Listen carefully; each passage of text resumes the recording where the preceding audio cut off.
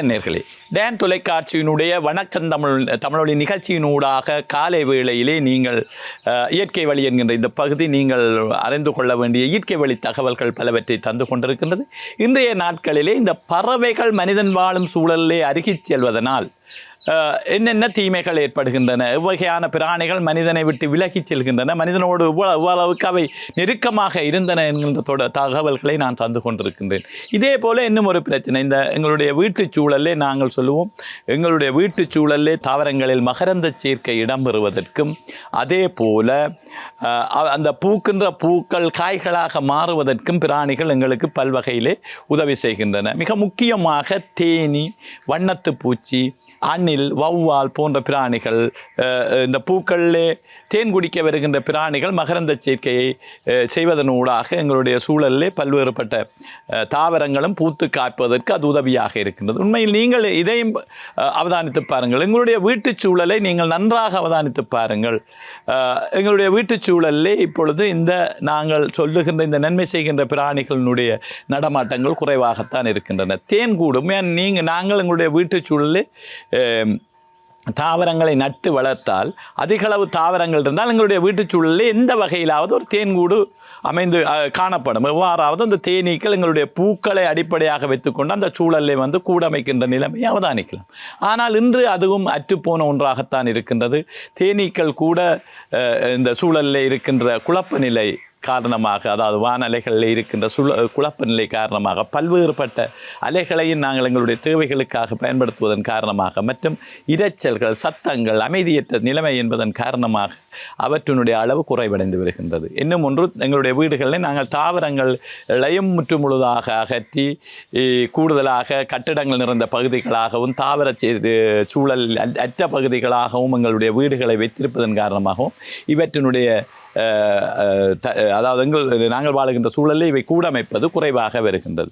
இவ்வாறு கூடமைப்பது குறைவாக இருப்பதன் காரணமாக நாங்கள் வீட்டிலே நாங்கள் நட்டு வளர்க்கின்ற தாவரங்கள் பூத்து காய்க்கின்ற போது, பூத்து காய்ப்பதற்கான பூக்கின்றன தாவரங்கள் பூக்கின்றன, மகரந்த சேர்க்கை மிக குறைவாக நடைபெறுகின்றது.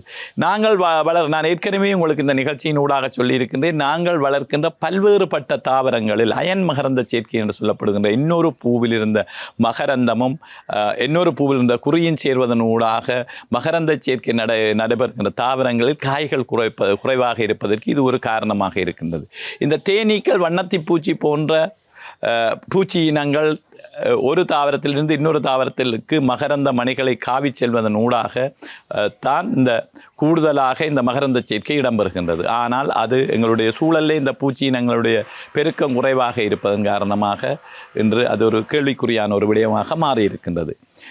கூடுதலாக நாங்கள் வளர்க்கின்ற தாவரங்கள், இந்த கொடியின தாவரங்கள் சொல்லியிருக்கின்ற பாகல், பூசணி போன்ற புடோல் போன்ற பல்வேறுபட்ட தாவரங்கள், இந்த ஆண் பூக்கள், பெண் பூக்கள் என்ற வேறுபட்ட பூக்கள், ஒரே பூவிலே மகரந்தமும் குறியும் இருக்கின்ற தாவரங்களிலே இந்த பிரச்சனை இல்லை. ஆணகம் பெண்ணகம் என்கின்ற 2 பகுதிகளும் இருக்கின்ற தாவரங்களில் இந்த பிரச்சனை மிக குறைவு. ஆனால் இந்த இன்னொரு ஆண் பூக்கள், பெண் பூக்கள் என்று வேறுபடுத்தக்கூடிய அடையாளம் காணக்கூடிய பூக்கள் காணப்படுகின்ற தாவரங்களிலே இது ஒரு பெரும் பிரச்சனையாக இருக்கின்றது.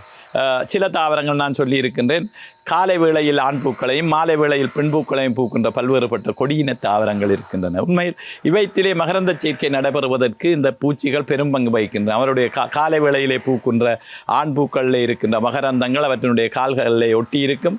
மாலை வேளையிலே அவை பாருங்கள் இவ்வளவு நுண்ணிய விஷயம், அதாவது அவதானம் மிகவும் நாங்கள் அவதானித்து பார்க்கின்ற போது ஒரு நுட்பமான விடயமாக இது இருக்கின்றது. காலை வேளையிலே பூக்கின்ற ஆண் பூக்களின் மகரந்தங்கள் இந்த பூச்சிகளின் கால்களில் ஒட்டி இருக்கின்றன. மாலை வேளையிலே அவை இந்த பெண் பூக்கள் தேன் குடிக்க வருகின்ற போது அவை பெண் பூக்களில் இருக்கின்ற குறிகளிலே பட்டு மகரந்த சேர்க்கை இடம்பெறுகின்றது. எனவே நாங்கள் எங்களுடைய தாவரங்களை இந்த பிராணிகளை அகற்றிவிட்டு அல்ல பிராணிகள் அற்ற சூழலை நட்டு வளர்த்து பயன்பெறுவது என்பது மிக கடினமான ஒன்று என்பதை இதிலிருந்து நீங்கள் உணர்ந்து கொள்வீர்கள். இயற்கை என்பதும் இயற்கை சூழல் என்பதும் தனியும் மனிதன் மட்டும் வாழுகின்ற ஒரு இடமல்ல. தாவரங்களும் பிராணிகளும் எங்களோடு ஒன்றி வாழுகின்ற ஒரு சூழல் தான் சிறந்த ஒரு இயற்கை சூழலாக இருக்கும். அவற்றினூடாக கிடைக்கின்ற நன்மைகள் அற்று போகின்ற போது மனிதனுடைய வாழ்க்கையும் கடினமான ஒன்றாக மாறி வருகின்றது. எனவே இந்த விடயத்திலுமே நாங்கள் எதையும் செய்துவிட முடியாது. ஆனாலும் கூட இயன்ற அளவுக்கு அதை விட இன்னும் பல பிராணிகள் இருக்கின்றன. இந்த எங்களுடைய தாவரங்களிலே ஏற்படுகின்ற தீமைகளை ஏற்படுத்துகின்ற இந்த பூச்சி பூடைகளை அதுவும் ஏற்கனவே சொல்லியிருக்கிறேன்.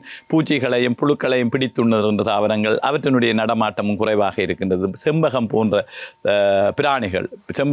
பிராணிகள் இந்த நத்தைகளை பிடித்துண்ணுகின்றன. ஆனால் இன்று அவை எங்களுடைய சுற்றாடலுக்கு வருவதில்லை. எங்களுடைய ஒவ்வொரு வீட்டுகளிலும் மிக கோரமாக குலைத்து ஊளையிடுகின்ற நாய்கள் இருப்பதன் காரணமாக அவை எங்களுடைய வீட்டுச் சூழலை அணுகுவதே இல்லை. எனவே இவை அனைத்தும் இல்லாத ஒரு சூழலே நாங்கள் தாவரங்களை நட்டு பயன்பெறுவது என்பது கடினமாக ஒன்றாக இருக்கின்றது என்பதை உணர வேண்டும் என்று கூறி விடைபெறுகிறேன். நன்றி, வணக்கம்.